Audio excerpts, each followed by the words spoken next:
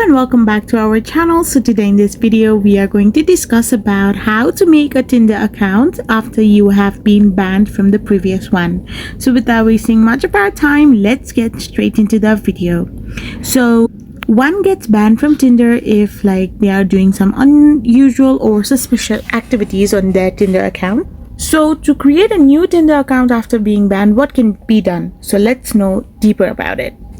So for this, you need to first of all tap open your Tinder app, and once you open it, you can use any of the method to get signed in, like from Google, Facebook, or phone number. So you can simply tap on any of the method and select such an account that has not been banned yet. So once you have selected such an account that hasn't been banned, you will be redirected to this kind of interface, where you need to now type in your phone number. So now use such a phone number that hasn't been involved in any of the banning situation or something like that. So if you have used a fresh ID and fresh number, then you can create a new Tinder profile even after you have been banned.